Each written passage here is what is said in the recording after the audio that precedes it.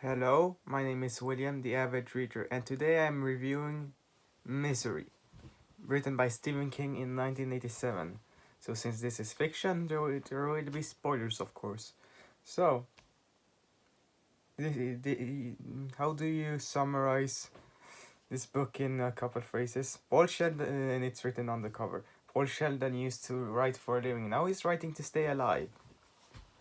So, there are very few characters in this book, and it's a medium-sized book.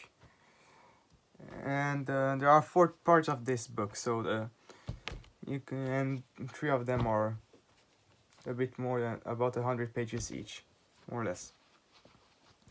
So the first part is the build-up. So you've got Paul Sheldon. He's a famous writer, and he crashes his car in Colorado, and is saved and brought to his number one fan of the Misery series, Annie Wilkes. And we get to see pretty soon that Annie Wilkes is quite crazy. But she's very smart, and she likes to call people brats and cackadoodie, and she's physically strong, but fat. And we later on get to learn that she is a nurse. We get to understand she's a former nurse. And what she does is that she uses drugs like Novril to drug Paul Sheldon quite often to help cope with the pain, but also make him dependent. And the interesting thing about this book is that you've got a book in the book, so like 1984 and other books. So this book is called. So you've got four official Misery books, and then the fifth one is written in this book, and those are the part 2 and 3 is the writing of the Misery book, Misery Return, the fifth book. And when we get the first few chapters, so we get to read the 25 pages of the book, and then we get to read some pages there and here, and yeah.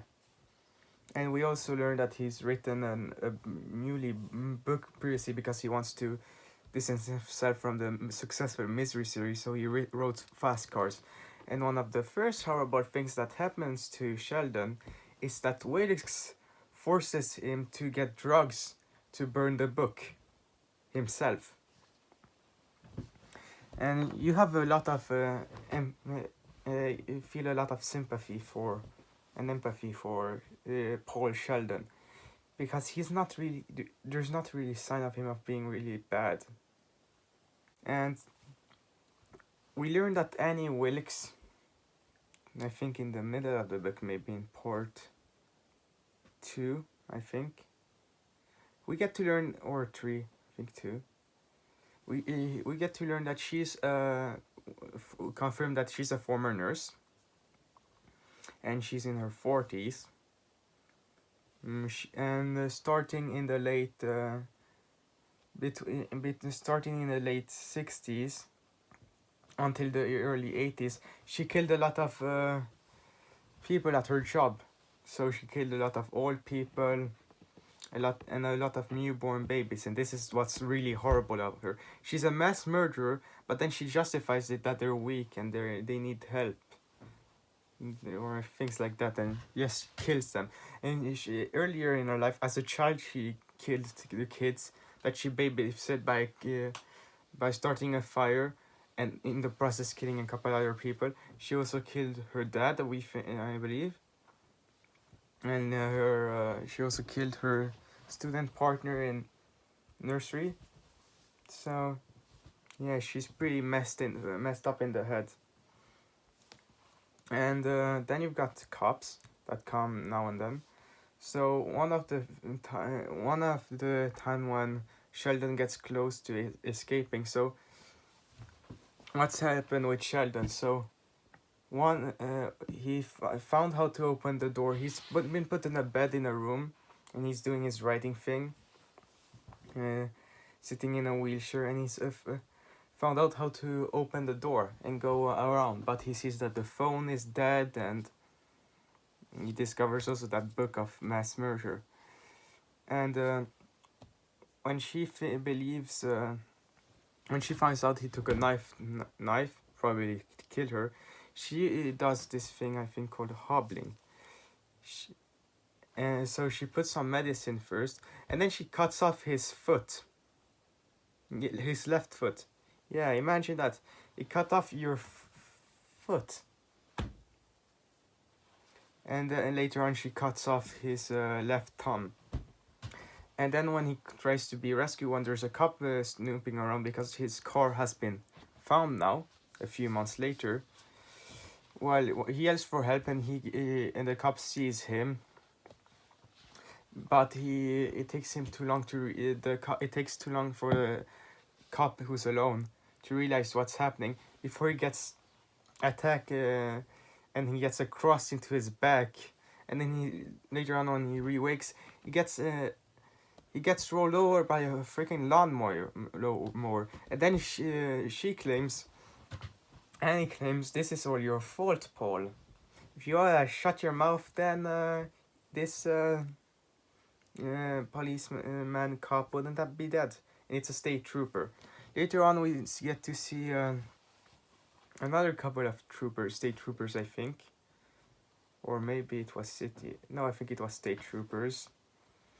And the first time they see her, Paul has the opportunity to scream for help, but he doesn't. Why doesn't he do this? The cops have been coming, by the way, because of the other missing cop. Well, he wants to kill. He knows that if the cops find her, she might not be dead. She might, one, escape, or two, just go to prison. While Paul, he wants to kill her, so he doesn't scream. And she forces him to go into the cellar where we've got a bunch of rats. So he spends a horrible night there, and he's starting to finish writing his book.